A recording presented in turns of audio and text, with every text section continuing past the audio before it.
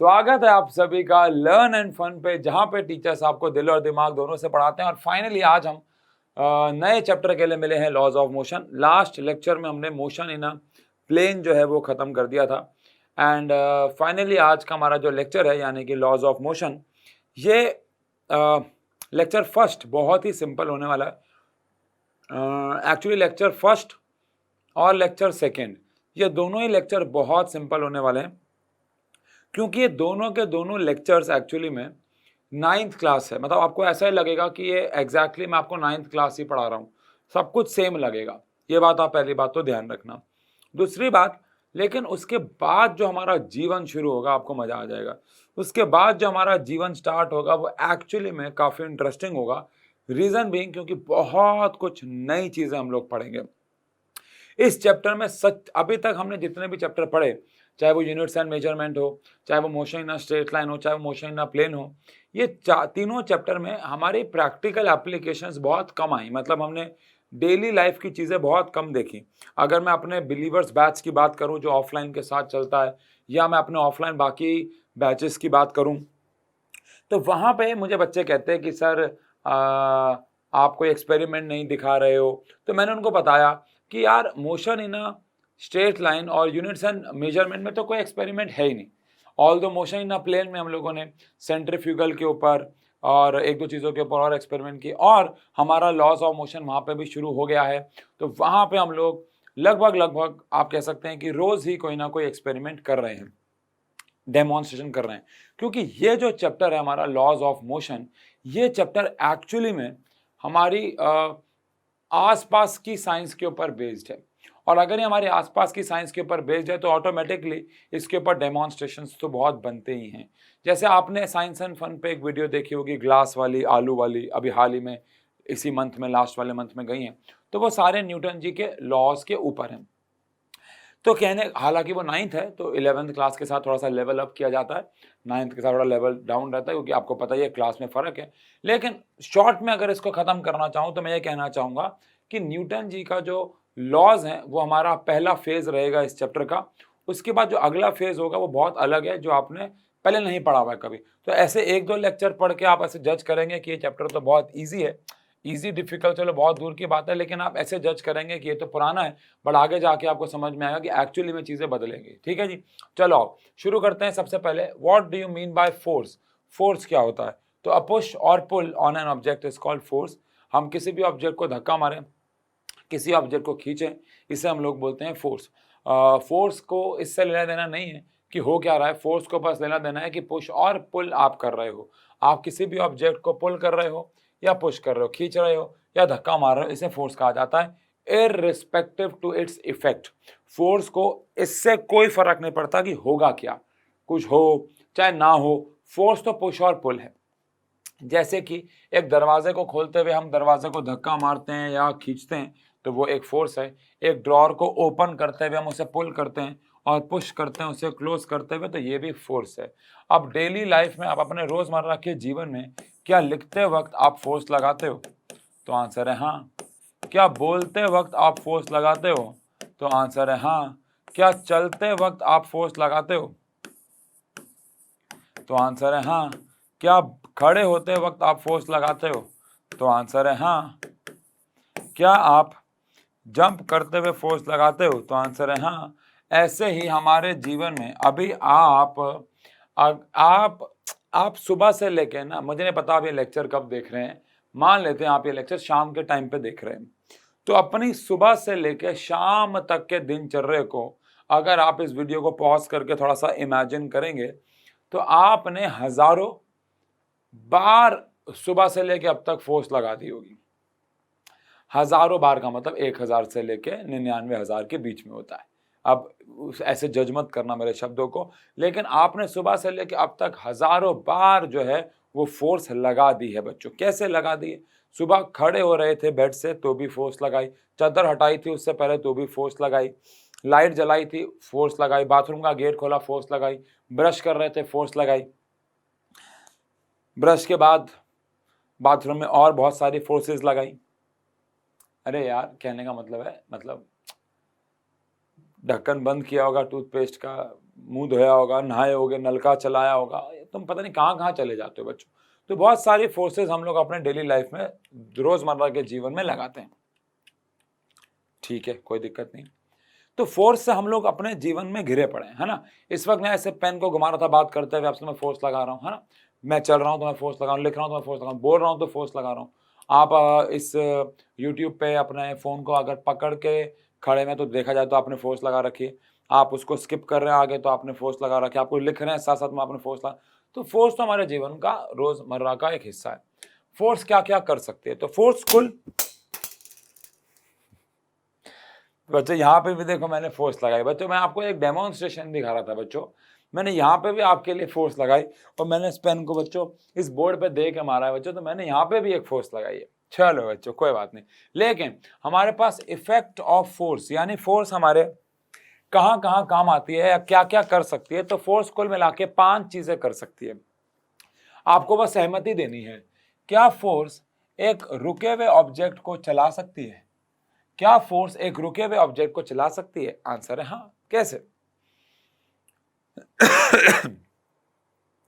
आपने अपने घर में बहुत सारी रुकी हुई चीजों को चलाया होगा। सबसे पहले तो आपका खुद का शरीर है, आप अपने शरीर को रुके हुए से चलाते हो तो ये भी एक आपको फोर्स लगानी पड़ती है। आपने साइकिल पे आप बैठे और साइकिल पे पैडल मारना शुरू कर दिया, आपने रुके हुए ऑब्जेक्ट को चला दिया। एक बॉल पड़ी हुई थी, आपने हॉकी से उसको मार दिया, आपने रुके हुए ऑब्जेक्ट को चला दिया। एक फुटबॉल को आपने किक कर दिया। तो ये सब केसेस में हम लोग एक फोर्स लगा के एक रुके हुए ऑब्जेक्ट को चला सकते हैं। इसके बाद क्या फोर्स एक चलते हुए ऑब्जेक्ट को रोक भी सकती है? अरे हाँ, सेम इन सब का उल्टा समझो। आप भाग रहे थे, आपने अपने शरीर पे फोर्स लगा के अपने आप को रोका। साइकिल आप चला रहे थे, आपने ब्रेक मार के उसको रोक दिया। फुटबॉल पे आपने किक मारी, सामने से किसी ने फोर्स लगा के उसको रोक दिया। आपने हॉकी से बॉल को मारा, वो बॉल दीवार पे जाकर टकराई, दीवार ने फोर्स लगाई और बॉल को रोक दिया। तो रुके हुए ऑब्जेक्ट को अगर हम चला सकते हैं तो चलते हुए ऑब्जेक्ट को कॉमन सेंस की बात है फोर्स लगा के रोक भी सकते हैं। इसके बाद थर्ड, क्या फोर्स डायरेक्शन को चेंज कर सकती है? आंसर है हाँ। इन सब की अगर हम बात करें तो अगर मुझे अपनी डायरेक्शन को चेंज करना है, मैं चाहता हूं कि मैं भागता भागता मुड़ जाऊं, तो आपको खुद से पता, आपको अपने पैरों पे अपने शरीर पे फोर्स लगानी पड़ेगी। साइकिल की बात कर ले, साइकिल की आपको डायरेक्शन चेंज करें तो हैंडल पे फोर्स लगानी पड़ेगी। फुटबॉल जा रही थी, आप सीधा जा रही थी, आपने लात मार के उस पर फोर्स लगा के उसकी डायरेक्शन को चेंज कर दी। हॉकी में आप सब जानते हैं, हॉकी, फुटबॉल, क्रिकेट, इन सब में हम बॉल की डायरेक्शन को क्या कर रहे हैं? चेंज कर रहे हैं। फोर्थ पॉइंट आता है, force can change the speed of moving object. Force जो है वो मूविंग ऑब्जेक्ट की स्पीड को भी चेंज कर सकते हैं। क्या हम मूविंग ऑब्जेक्ट की स्पीड को भी चेंज कर सकते हैं? आंसर है हाँ, हम मूविंग ऑब्जेक्ट की स्पीड को भी चेंज कर सकते हैं। कैसे चेंज कर सकते हैं मूविंग ऑब्जेक्ट की स्पीड को? सेम सारे एग्जांपल इनमें आप लगा लो। साइकिल पे ब्रेक मारोगे, रुक भी सकती है, थोड़ा धीरे ब्रेक मारोगे, स्पीड कम भी हो सकती है। पैडल और ज्यादा तेज मारना शुरू कर दो, स्पीड बढ़ जाएगी, है ना। तो फोर्स लगा के हम स्पीड को भी चेंज कर सकते हैं। पहले एक धक्का मार रहे थे गाड़ी को 2 लोग, अब 3 लोग मारने लग गए तो गाड़ी और तेजी से आगे जाएगी। तो स्पीड को भी चेंज किया जा सकता है। और last but not the least, हम फोर्स लगा के ऑब्जेक्ट के शेप और साइज को भी चेंज कर सकते हैं। जैसे कि आप पेपर से ऑरिगेमी कर रहे हो, पेपर से कोई प्लेन बना रहे हो, बत्तख बना रहे हो, कुत्ता बिल्ली शेर बना रहे हो, तो उस केस में आप क्या कर रहे हो? आप पेपर पे फोर्स लगा के उसकी शेप को, साइज को चेंज कर रहे हो। क्ले के साथ खेल रहे हो, स्लाइम के साथ खेल रहे हो, बैलून में हवा भर रहे हो, रबड़ बैंड को स्ट्रेच कर रहे हो। इन सब केसेस में आप उस पर फोर्स लगा के उसकी शेप को और उसके साइज को चेंज कर रहे हो। तो फोर्स लगा के किसी भी ऑब्जेक्ट के शेप और साइज को भी चेंज किया जा सकता है। ठीक है जी। अब ये सारी चीजें फोर्स कर सकती है, ये सारी चीजें फोर्स एक साथ भी कर सकती है, ये सारी चीजें फोर्स ऐसा भी हो सकता है कि करे ही ना। मान लो मैं एक बहुत बड़ी दीवार को, अपने घर की दीवार को धक्का मार रहा हूं, तो बताओ इन 5 में से मैं क्या कर पाऊंगा? आंसर है कुछ भी नहीं। मैं एक रबड़ बैंड को दोनों तरफ से इक्वल फोर्स लगा के खींच रहा हूं, तो सिर्फ लास्ट वाला इफेक्ट होगा, यानी उसकी शेप और साइज चेंज होगा। मैं एक बहुत भारी पत्थर को, जो उतना भारी भी नहीं है लेकिन वो 10 किलो का है, उस पर बहुत फोर्स लगा के उसको हिला दूं, तो सिर्फ पहला इफेक्ट देखने को मिलेगा, बाकी नहीं। कहने का मतलब ये है कि यार फोर्स जो है वो अलग अलग काम कर सकती है, लेकिन वो ये सारे काम करेगी एक ही टाइम पे।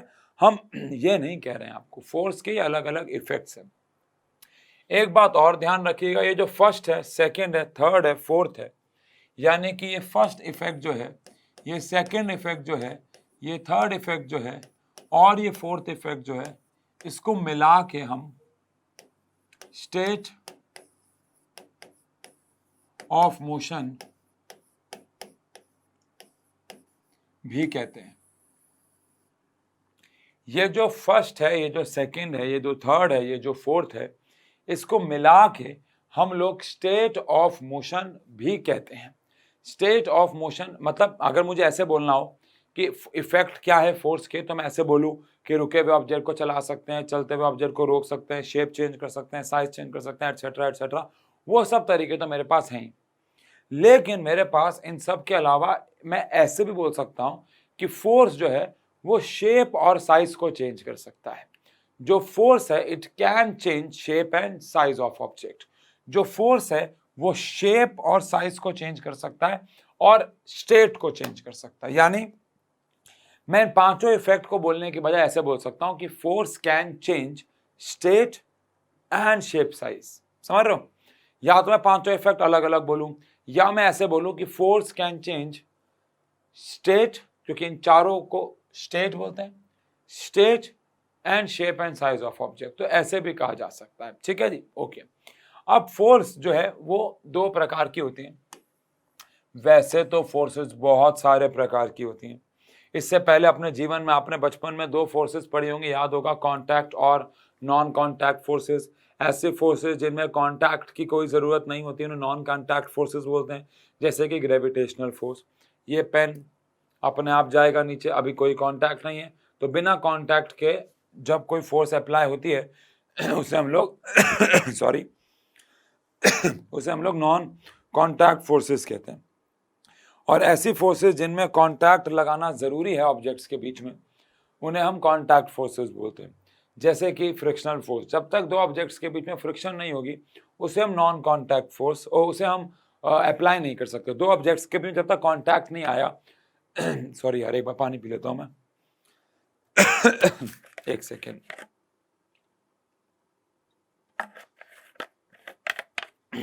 हाँ, मैं कह रहा था कि दो प्रकार की फोर्सेस और होती हैं, कांटेक्ट और नॉन कांटेक्ट। ऐसी फोर्सेस जिनमें कांटेक्ट होना जरूरी है, अदरवाइज वो अप्लाई नहीं हो पाएंगे, उन्हें कांटेक्ट फोर्सेस बोलते हैं। जैसे कि फ्रिक्शन, तो दो ऑब्जेक्ट्स के बीच में फ्रिक्शनल फोर्स तभी आएगी जब वो कांटेक्ट में आएंगे। सिमिलरली अगर मैं बात करूं तो मस्कुलर फोर्स, मैं अगर अपनी मस्कुलर फोर्स किसी पे अप्लाई करना चाहता हूं तो मुझे उसके साथ कांटेक्ट में जाना होगा, ईदर डायरेक्टली और इनडायरेक्टली।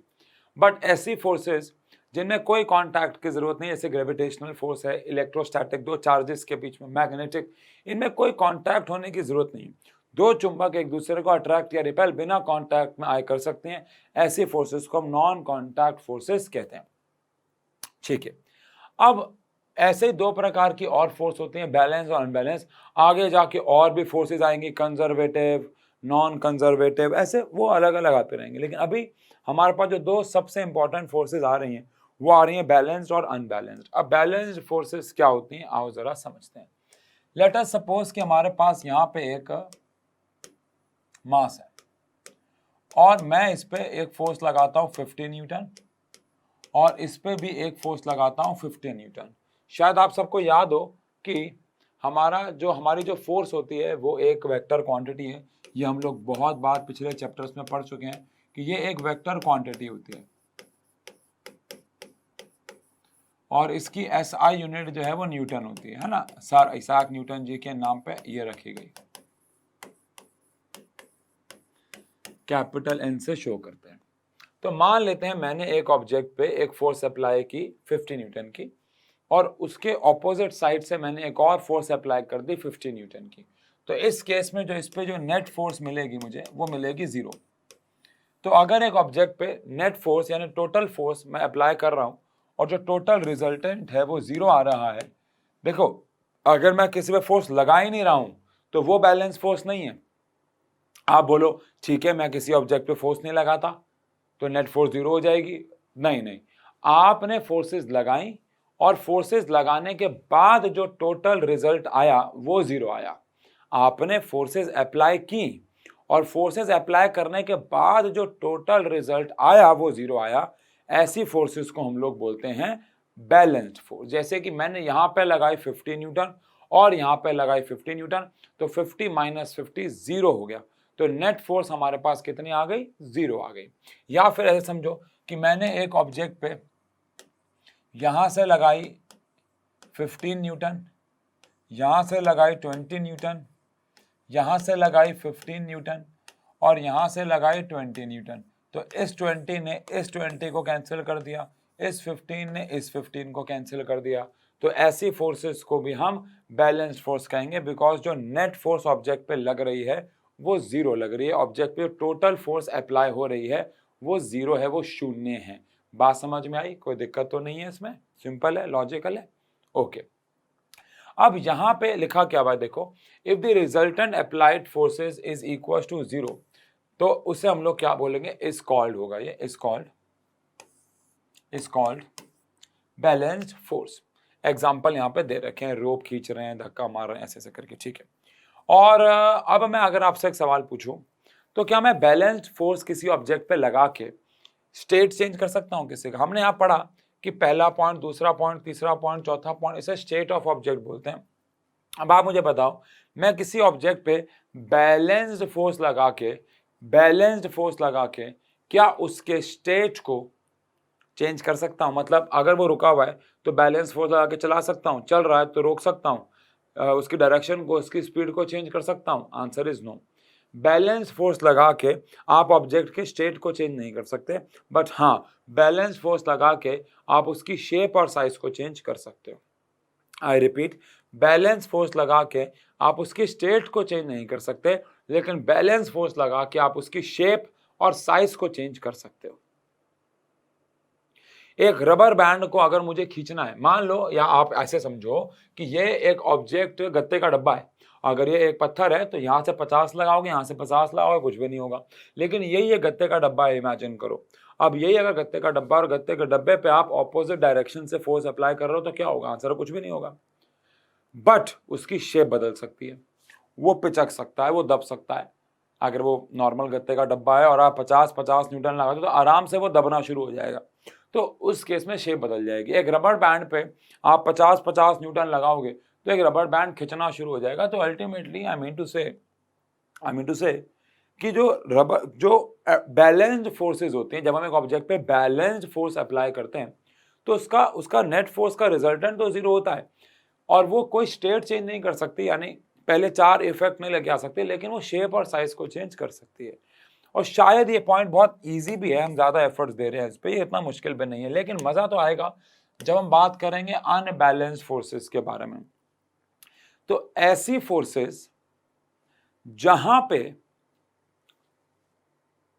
मैं जब फोर्सेस अप्लाई करूं तो नेट रिजल्टेंट 0 ना आए। मतलब मान लो यहां पे मेरे पास एक ऑब्जेक्ट है और मैं इस पे 50 न्यूटन लगा देता हूं, तो नेट फोर्स जो है वो 50 न्यूटन आ गया, मतलब 0 नहीं आया।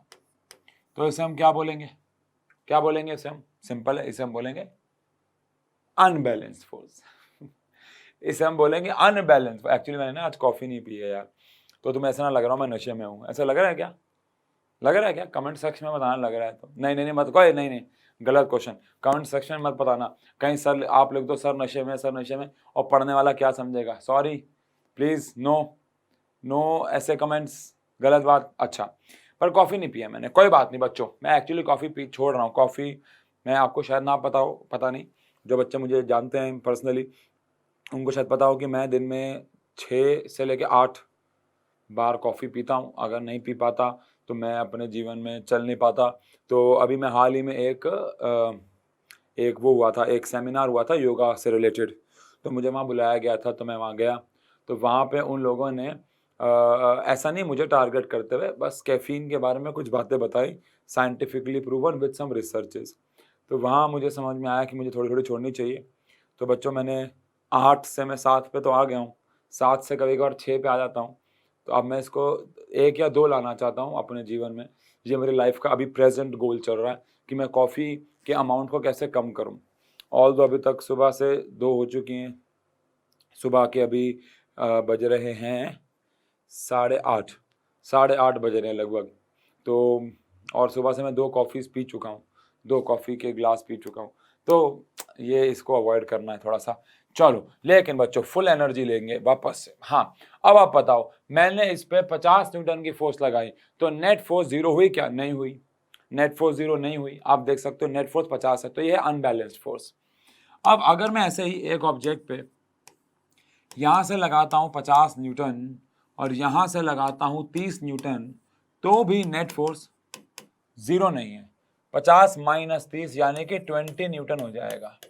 इस केस में जो नेट फोर्स है वो 20 न्यूटन हो जाएगी। तो दोनों ही केसेस में आप कह सकते हैं जो फोर्स है वो अनबैलेंस्ड है। तो लेकिन अनबैलेंस फोर्स 2 तरीके से अप्लाई हो सकती है।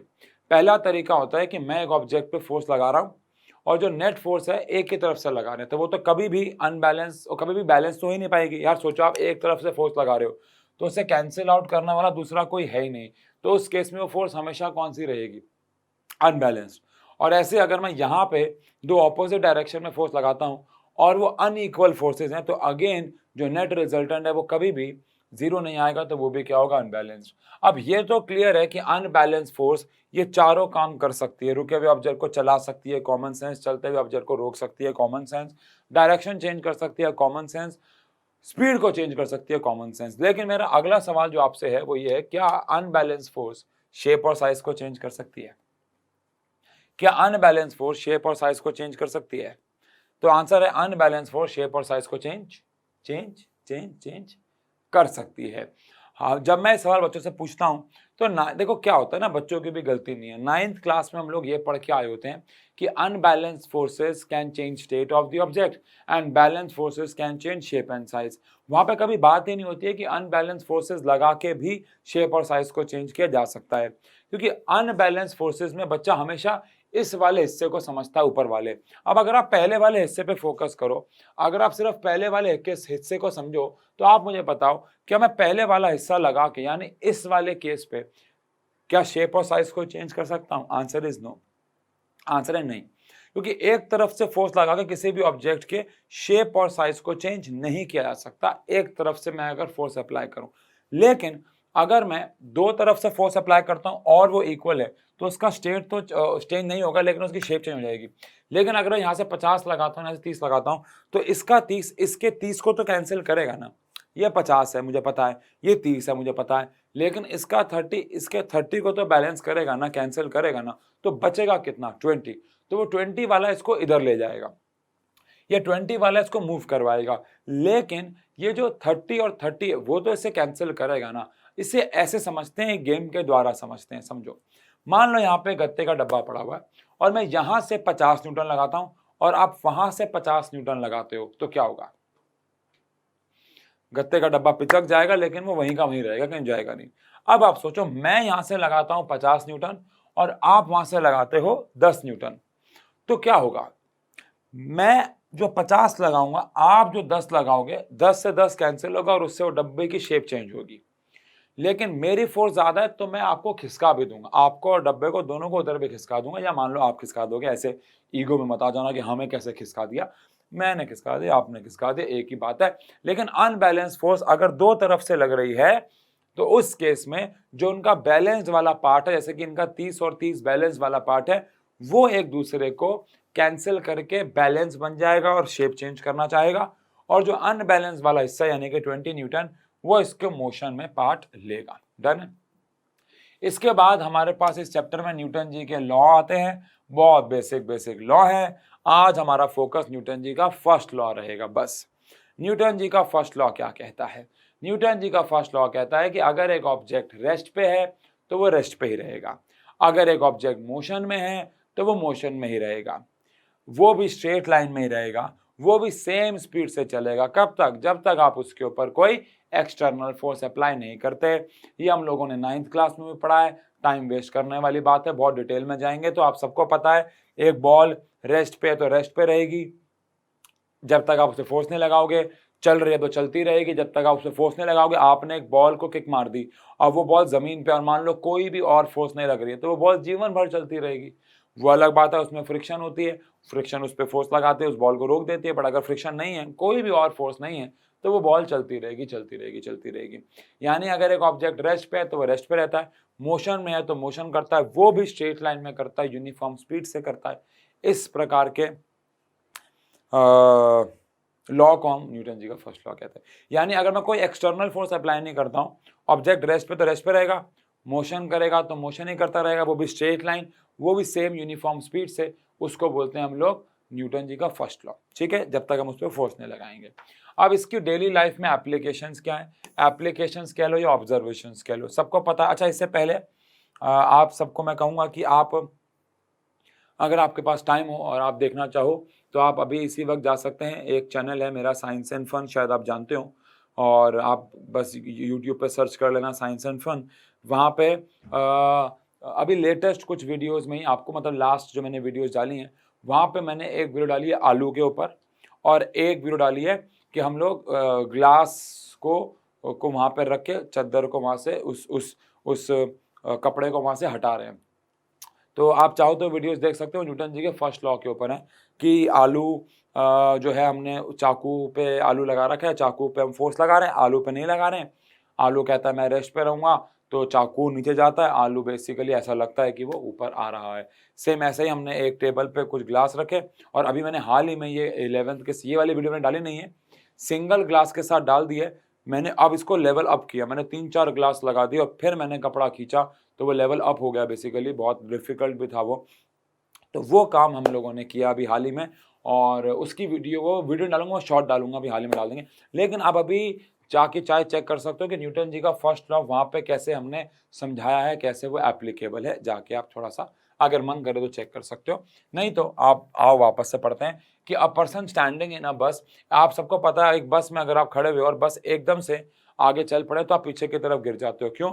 आपकी लोअर बॉडी रेस्ट पे होती है, आपकी अपर बॉडी भी रेस्ट पे होती है। बस चल पड़ती है, आपकी लोअर बॉडी बस के साथ कांटेक्ट में, वो कहती है मैं आगे जा रही हूँ, तो आपकी अपर बॉडी कहती है नहीं भाई, न्यूटन जी का लॉ कहता है मैं तो आगे नहीं जाऊंगी जब तक मुझ पर फोर्स नहीं लगेगी। तो as a result lower body वही रहना चाहती है, अपर बॉडी आगे निकलती है और आप गिर जाते हो। इसका उल्टा होता है जब बस एकदम से रुकती है, इसका उल्टा होता है जब बस एकदम से रुकती है। इसके बाद कपड़े सुखाने से पहले हमारे घर में जो भी कपड़े सुखाता है वो उसको सुखाने से पहले उसको ऐसे झटके मारता है। अब ऐसा क्यों होता है, या ऐसे फ़ायदा क्या होता है? कपड़े पे एक्चुअली पानी लगा हुआ होता है, तो हम कपड़े को धीरे धीरे धीरे धीरे धीरे धीरे ऊपर लेके जाते हैं, फिर एकदम से उसको झटका मार के उसकी डायरेक्शन चेंज कर देते हैं। अब न्यूटन जी कहते हैं आपने कपड़े पे फोर्स लगा के उसकी डायरेक्शन चेंज किए, पानी पे नहीं। तो पानी कहता है मैं तो ऊपर ही जाऊंगा, तो एज अ रिजल्ट पानी कपड़े से क्या हो जाता है, अलग हो जाता है। न्यूटन जी का फर्स्ट लॉ। ऐसे ही अगर आपने बहुत सारे कॉइन्स एक के ऊपर एक के ऊपर एक के ऊपर एक के ऊपर एक के ऊपर एक के ऊपर रखे हुए हैं, और आप चाकू मार के इस वाले कॉइन को इस वाले कॉइन को इस वाले कॉइन को हटा दो, तो क्या होगा, बाकी सारे कॉइन नीचे गिरते चले जाएंगे वहीं के वहीं। अगेन न्यूटन जी का फर्स्ट लॉ कहता है कि ऊपर के जितने भी सिक्के हैं उनके पास इनर्शिया है। न्यूटन जी के फर्स्ट लॉ को इनर्शिया भी कहते हैं ना, उसके पास इनर्शिया है। इनर्शिया कहता है मैं ऑब्जेक्ट के स्टेट को चेंज नहीं होने दूंगा, है ना। इनर्शिया जो कहता है वो कहता है मैं ऑब्जेक्ट के स्टेट को चेंज नहीं होने दूंगा। Inertia is directly proportional to mass. पता होगा ना, ये तो 9th क्लास की पढ़ाई है, जितना मास बढ़ेगा इनर्शिया उतना बढ़ेगा। तो इसलिए हमने जब वो ग्लास वाला एक्सपेरिमेंट किया उसमें पानी डाल दिया, पानी डालने से क्या हुआ, उसका मास बढ़ गया, उसका इनर्शिया बढ़ गया। तो यहाँ पे ये जो सारे सिक्के हैं इनका इनर्शिया बहुत ज़्यादा है। अच्छा, जैसे जैसे मैं सिक्के हटाता चला जाऊँगा, जब जो लास्ट के 1-2 सिक्के बचेंगे तो ये काम मुश्किल होता चला जाएगा। क्यों मुश्किल होगा? क्योंकि मास कम हो जाएगा तो इनर्शिया कम हो जाएगा। यही सेम चीज़ आपने कैरम में भी देखी होगी। कैरम में भी यही होता है। कैरम में जब आप क्या लगाते हो, फोर्स लगाते हो, मतलब बहुत सारी गीटियों को, कॉइन्स को एक दूसरे के ऊपर रखते हो, फिर आप उस पर फोर्स अप्लाई करते हो तो ऊपर वाले कॉइन्स वहीं के वहीं रह जाते हैं, नीचे वाला कॉइन वहाँ से निकल जाता है। ऐसा ऐसा करके आपने देखा होगा। ठीक है, न्यूटन जी का फर्स्ट लॉ। सीट बेल्ट, हम गाड़ियों में सीट बेल्ट क्यों पहनते हैं? आप सबको पता है, गाड़ी बहुत तेज चल रही होगी, टक्कर हो जाएगी मान लो या ब्रेक मार दोगे, तो न्यूटन जी के फर्स्ट लॉ के हिसाब से गाड़ी तो रुक जाएगी, लेकिन आप नहीं रुकोगे और एज अ रिजल्ट आप आगे आ सकते हो, आपका डैशबोर्ड पे सर लग सकता है, कांच फोड़ के आप बाहर आ सकते हो, धूम मचाले हो सकता है। तो इसीलिए सीट बेल्ट जो है वो पहननी बहुत ज़रूरी होती है। मैंने बच्चे से पूछा क्लास में कि सीट बेल्ट पहनना क्यों ज़रूरी है, कहता है चालान से बचने के लिए। ये कोई बात होती है? ये कोई बात होती है? ये क्या बदतमीजी है। न्यूटन जी, मैंने उससे पूछा सीट बेल्ट क्यों पहनते हैं भाई, बता। कहता चालान से बचने के लिए। भगवान का शुक्र है वो सवाल मैंने वहाँ से पूछ लिया, उसके एग्जाम में आ जाता है सवाल कि भाई सीट बेल्ट क्यों पहनते हैं, वो तो लिखा था चालान से बचने के लिए। सोचो, है ना, सोचो यार कितना फनी होता है वैसे। चलो बच्चों ठीक है। अब ऐसे ही आपने देखा होगा हेड ऑफ हैमर, कभी कभार एक कारपेंटर अंकल या कोई भी और हथौड़े पे काम कर रहा होता है, तो हथौड़ा उसका हेड जो है वो ढीला हो जाता है। तो वो मान लो ये हथौड़ा है, यहाँ पे उसका हेड है, ऐसे करके कील ठोक रहा है वो, तो उसका हेड ढीला हो जाता है। वो क्या करता है, उसको उल्टा करता है और ठा करके दीवार में मारता है, तो वो जो हेड है वो अंदर चला जाता है। तो इस प्रकार से हम ऐसा कह सकते हैं कि न्यूटन जी का जो हमारा फर्स्ट लॉ है वो वहाँ पे काम करता है। कैसे, हैमर मोशन में और उसका हेड भी मोशन में। दीवार पर जैसे टकराए जो हेड है वो आगे चला जाता है क्योंकि वो मोशन में रहना चाहता है, लेकिन जो उसका हैंडल है वो रेस्ट पे आता है, जिसकी वजह से वो टाइट हो जाता है। तो अगर आपने अभी वो वीडियो देखी आलू वाली, तो वो इसी के ऊपर बेस्ड है। एग्जैक्टली सेम साइंस लागू हो रही है। चाकू और हैंडल हो गया, आलू और उसका हेड हो गया, सेम बात है। ठीक है जी। तो ये हमारा न्यूटन जी का फर्स्ट लॉ आता है यहाँ पे। अब बेसिकली न्यूटन जी के फर्स्ट लॉ को ही पढ़ना हमारे लिए सफिशिएंट रहेगा आज के लेक्चर में। आज के लेक्चर में मैं आगे नहीं जाऊंगा क्योंकि बहुत बेसिक क्लास रखना चाहते हैं इसको, न्यूटन जी के फर्स्ट लॉ को, क्योंकि न्यूटन जी के सेकंड लॉ के ऊपर और थर्ड लॉ के ऊपर हमें पूरी एक क्लास चाहिए होगी। तो अगली क्लास हम न्यूटन जी के सेकंड लॉ, थर्ड लॉ और law of conservation of momentum को, इन तीनों चीज़ों को पढ़ लेंगे, जो कि 9th की, यानी अगला लेक्चर ही हमारा 9th क्लास से रिलेटेड होगा।